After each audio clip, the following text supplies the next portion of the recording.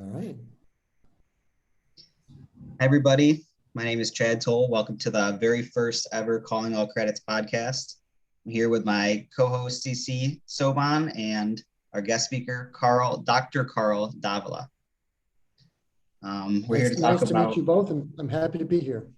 Yes, nice to meet you too. I know we had a little bit of a greeting before the podcast started. So you were telling us about your sabbatical in Morocco right now. Do you want to talk a little bit about that with the viewers?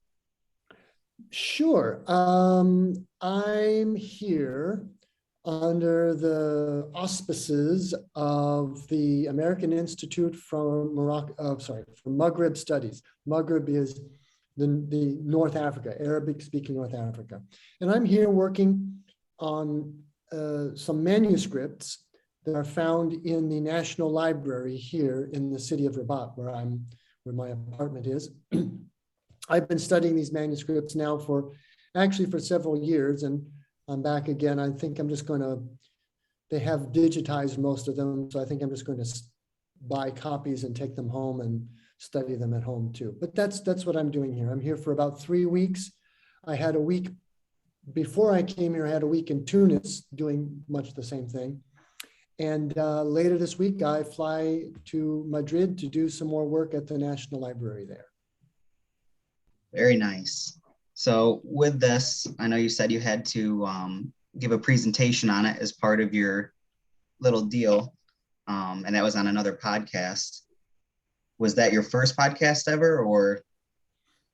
Is that the first podcast? It wasn't the first time I've been interviewed, but I think it was the first podcast. I've been interviewed for little bits in documentaries and stuff like that, but that's the first time I've been doing something like this. So this is my second go at it. Maybe I'll do better this time. We barely missed you. We almost had your first showing. Right. You want to move into some questions? Sure. Cece? All right. So our first question is, compared to our definition of liberal arts that we have learned in class, how would you define liberal studies? And what is your personal opinion on the significance of a liberal arts education? Yeah, that's a really huge question. Liberal arts seems to me to mean liberal arts, liberal studies, an approach to education that teaches the person to look at the world from more than one perspective, more than one discipline, learning to understand the world in more than one way, and also to appreciate the world in more than one way. And that's what I take away from the idea of liberal arts or liberal studies. Liberal arts is maybe the discipline, and liberal studies is the education part of it. I don't know. I just think that this is extremely important for democracy. If we claim to live in a democracy, I think it's crucial that we have an electorate that are educated. And it seems to me that much of the difficulty that we've been through over the past, I don't know, 4 or 5 years, 6 years, maybe even longer than that, but especially in the last 4 or 5 years, can be attributed to a very low level of education in our population and a very narrow sort of education. You may not realize this, but really the liberal arts and especially the humanities have been under attack in this country for a generation or more, 30 or 40 years. There are just some elements in the economic world and in the political world that don't really want people to be trained to think. They want machines. They want people who can do jobs and consume, right? But a liberal arts education, liberal studies should give you multiple ways of thinking about a thing, thinking your way through a problem. And that's dangerous for those who would like to make us morons. Yeah. Exactly. I So think you would definitely... Oh, Cece, you can go. So you would definitely think that, how do I want to word it, that liberal education should be taught in high school? Isn't it? I mean, I haven't been in high school for, I don't know, about 4 years or something like that. But when I was in high school, look at my high school education. I hope it's similar. I had to have a certain amount of math, algebra, and I could take geometry and trigonometry if I wanted to. I didn't, but I had algebra. Okay. I had to have a science, a lab science and a non-lab science, biology and what have you. I had to have foreign language. I had to have literature. I had to have writing classes. I had to have history. I had to have, yeah, I mean, isn't it like that now still? Or have they just so dumbed down high school education that they just throw a bunch of nonsense at you without any real sense of, I mean, I don't know. What's it like here in New York? No, Tell me. I would agree. It's pretty much the same setup. I think more what we were trying to get into is at what point should we get into more specification? Because obviously specifications and education is important when you're trying to get into a certain field. So I think really we're trying to get your opinion on when students should move out of liberal studies and move into a more specific topic. The short answer to that is never. Never. Look. When I was in college and up until that time, when I was first in college, when you had a bachelor's degree, you were working your way toward a career of some kind, okay? It ain't like that now, okay?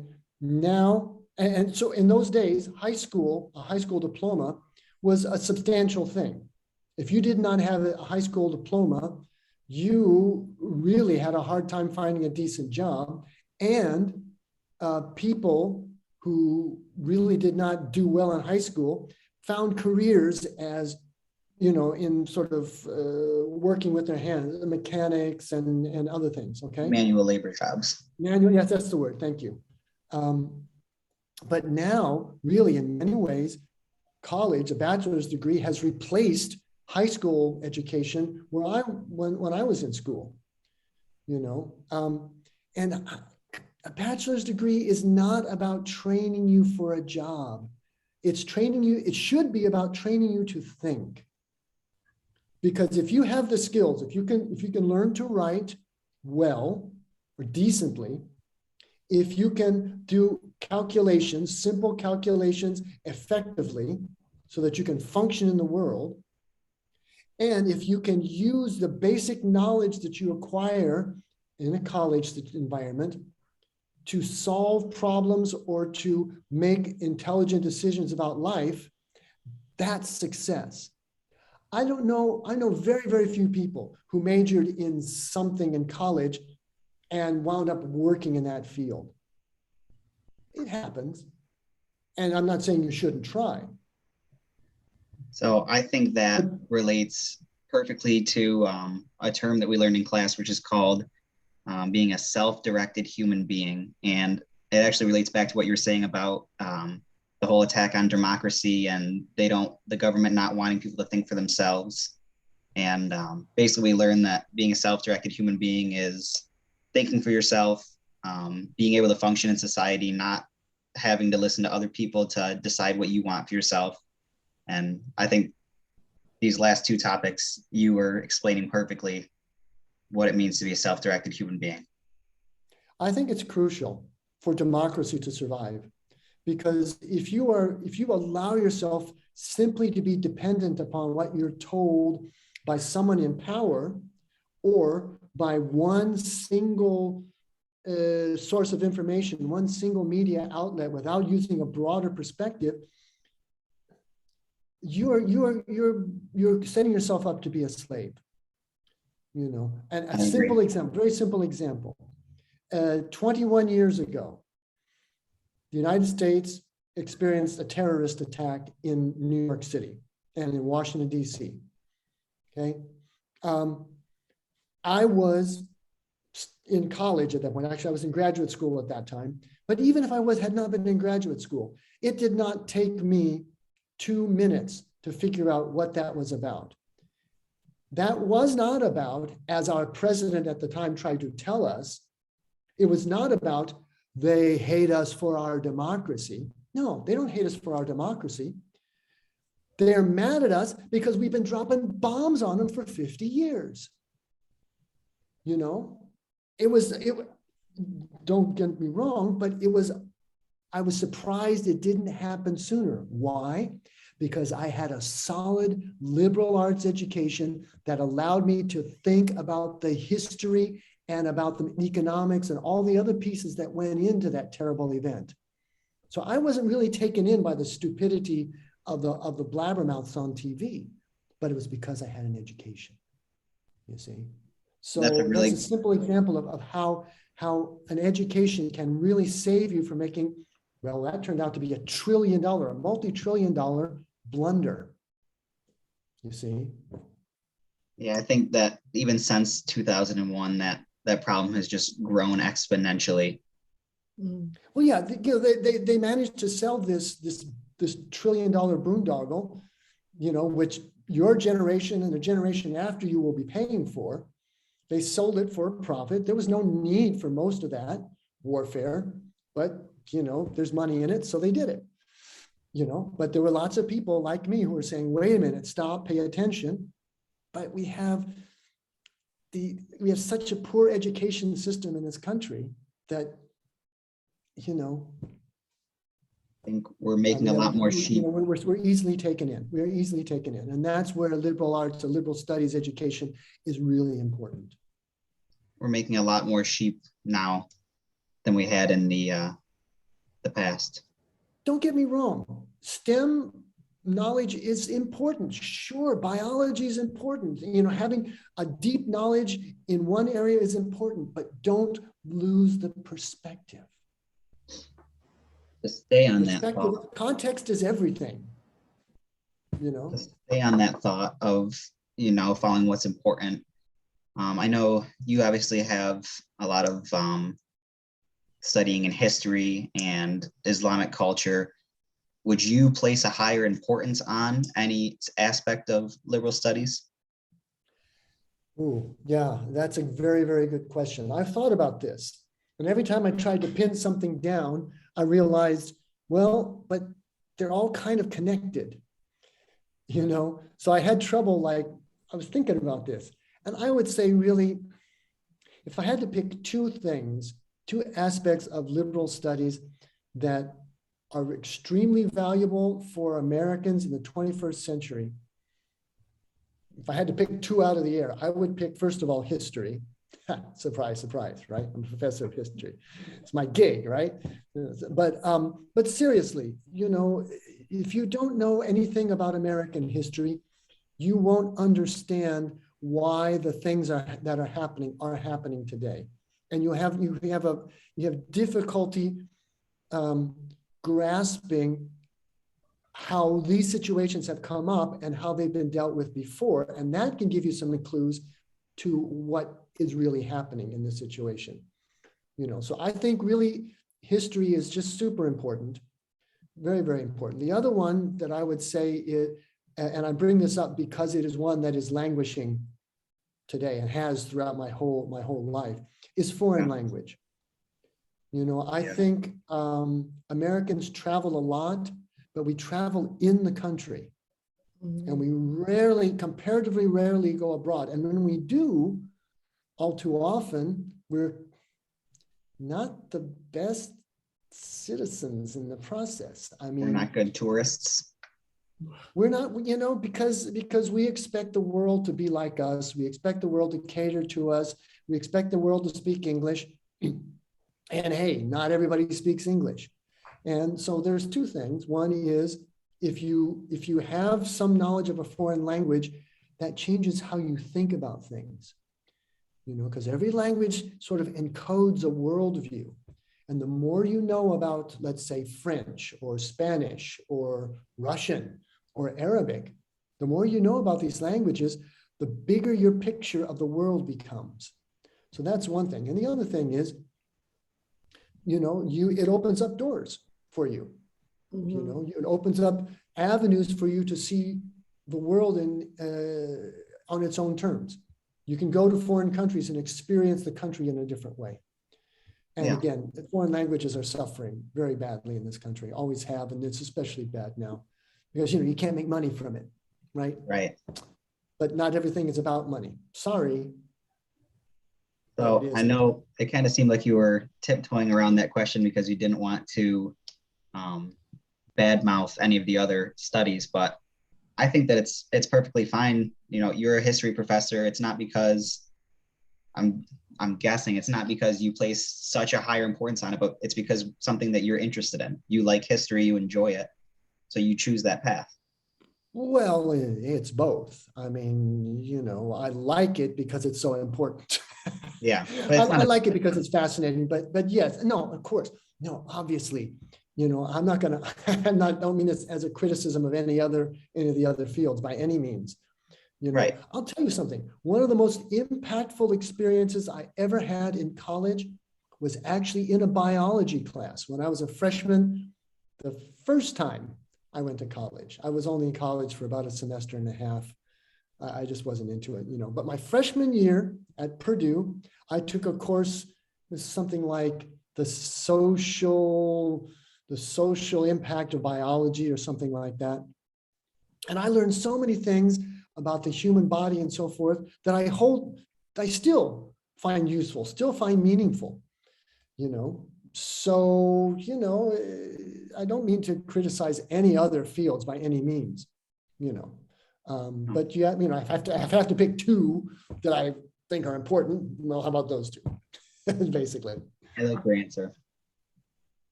You know. Let's move on. Cece, do you want to pick the next question? Yeah, I think one question I would really like to hear, I feel like you have a lot of knowledge about just a lot, like everything. And so I really would like to know, like, what's some key advice you would give to like our class and our classmates that are in liberal studies right now? Well, I think that first of all, I have a tremendous amount of respect for anybody who would go into something like liberal studies, because it shows you're looking for a broad perspective on things. It shows that you have a vision that's broader, that's wider, more inclusive than most people's, I think. And I have a lot of respect for that, because the tendency is in this world, as I'm sure you realize, is to shut down, to be safe, to be comfortable with what's supposedly, a sure thing. And really, I would encourage you, therefore, to find yourself, play the field, examine as many areas of knowledge as you can, or as you find practical. Find yourself, find who you are in each of them. If you're studying literature, figure out what it is about literature that you really like. What authors do you like? What periods, what eras speak to you? Look inside yourself, find yourself in the studies.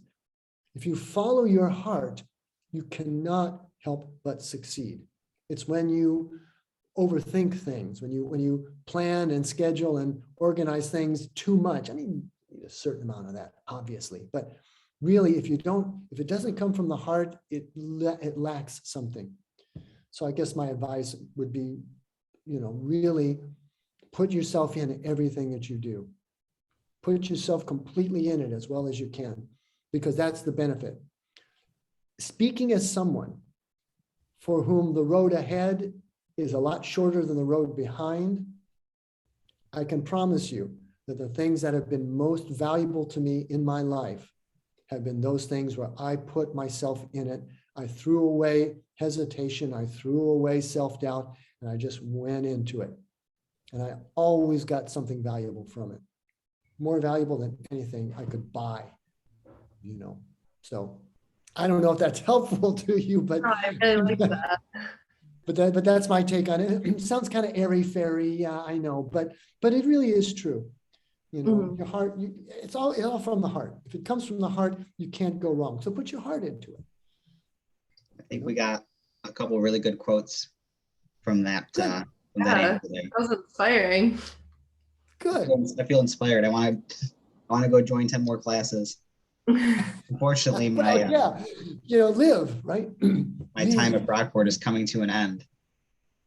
So Then now you go on. Now see, you go on to the really big college, the really big school, you know, where you learn who you are in the context of all that you have taken in at Brockport.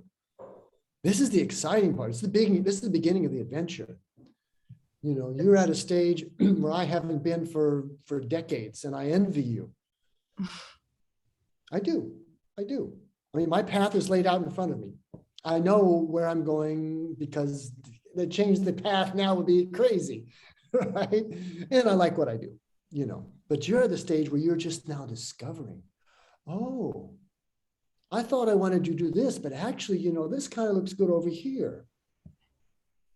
You know, don't be afraid. Take it on. Live it. One thing that I wanted to bring up, we didn't have anything prepared for this, but I was going to ask you about what you thought about mistake making and how that could be beneficial. Going out there, trying things, failing, and moving on. Yeah. I do not wish to tell you how many mistakes I have made in my life. But I'll tell you something. I don't have any regrets. Not one. Why? Because every mistake is an opportunity to learn. Okay, you want to avoid the ones where you get hit by a truck or you go someplace where you contract some wild disease and die. You want to avoid those mistakes. You want recoverable mistakes.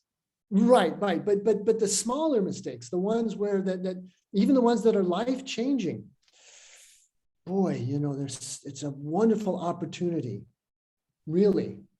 So I would agree with you. I made some choices in my life that I not sure that I would make again in the same situation, but I don't regret any of it because I got something very valuable from it. You know, and again, life is short. Life is a lot shorter than you realize. You know, when you're 20 something, you're still thinking, you still feel like you're going to live forever. You know, but this is your opportunity. You know, you're embarking on the great journey, the great adventure, and don't be afraid to make mistakes. That's, I guess, what I'm saying. Don't be afraid to make mistakes. Avoid them, but sometimes mistakes are valuable. I don't think that I've met very many successful people that don't have the same viewpoint. Yeah, and what is success after all? There's a question there. What is success? Is success when you accomplish things in the world and you have a nice house and, you know, a 2-wife garage and a 4-kid car or whatever? You know, is that success? Or is success when you look back on your life and you go, you know, that was really great. I feel good about who I am. I feel good about what I'm doing. Yeah, I would say success is in the eye of the beholder. So yeah. Anybody who's fulfilled their dreams and has gotten to where they want to be personally, then I would consider that everybody has their own success. Yeah. And then again, that's part of finding yourself. And that ties right back into the liberal studies education, because how do you know who you are until you experience things? You know, how do you know what success is until you look at a bunch of different ways of looking at the world? You know? And learn who you aren't. Well, yeah, I mean, it comes with the territory, right? You learn what you like, you learn what you don't like, you avoid what you don't like, and you go for what you like. But until you experience it, Until you go out and experience it, you're stuck with television. And I'll tell you, television killed my country. You know, Where is your Yeah. country? America. America's Television not killed dead. America. America's What's that? thriving. You think so? You have I not think traveled so. enough, my friend. You have not Probably. traveled enough. You know, if You're you think probably right. America is thriving, I understand what you're getting at. You know, there's a lot of wealth and security. We have a nice way of life, in broadly speaking. But really, until you have visited other places outside of, beyond the oceans, beyond the Atlantic and the Pacific, I would be hesitant to say how thriving we really are. We live in a very impoverished society, my friend, and it's I'm pretty difficult to secluded. explain. What's that? I'm pretty secluded. Well, because you're focused on your education, and that's good. Yeah. But take the opportunity to go and see other parts of the world. Start with Mexico if you have to, if you want, but see something else, because you just don't know. You don't know. I mean, look, a quick story. We're running out of time. I see there's a clock running there. We're running out of time. Quick story. Years ago, I was talking to a man who owned a hotel I was staying in Istanbul, in Turkey. And he was an artist. He did a special kind of Turkish traditional painting. And he was telling me that he had just got back from a trip to Syria. They had taken a bunch of people with traditional arts from Turkey to Damascus to put on a show. So they had dancers and musicians and artists and calligraphers and so on and so forth. Anyway, so there's like 25 of these people. He told me that they were getting out of a bus and going up the steps of this big building where they were going to set up their exhibit, and this man came running up, okay? And he pushed his way through the group, and he went to the door of the building, and he put his arms across the door of the building, and he said, "I won't let you in until you agree to come have tea with me." And they said, "But there are 25 of us. What is your wife going to say when 25 of us show up at your house?" And you know what he said? He said, and even now when I think about this chokes me up. "What have I done to you that you won't come and have tea with me?" Can you imagine an American ever doing anything like that? No. Going up to a group of total strangers, foreigners, and saying, hospitality, come have tea with me. No freaking way, Jack. We're too scared of everybody. That's an example, simple example. We live in a very impoverished, we have a lot of wealth and we have a very impoverished culture. So that's my soapbox. I'll get off my soapbox now. I'm hoping after college I get a chance to get out there and see some new things. In sacrifice to do it. It's worth it. Sacrifice to do it. It's worth it. It'll change it'll make you a wiser and happier person.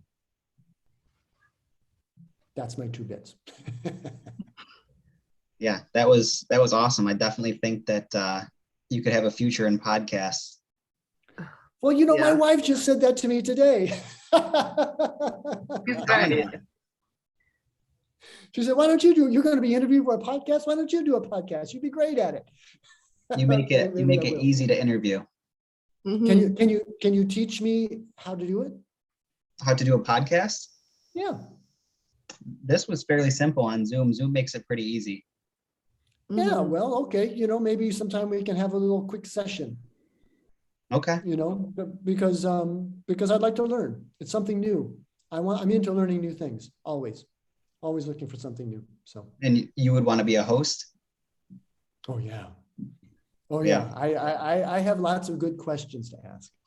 Yeah, it's always nice being the one asking. I'm a teacher, right? That's what we do. We ask questions, so.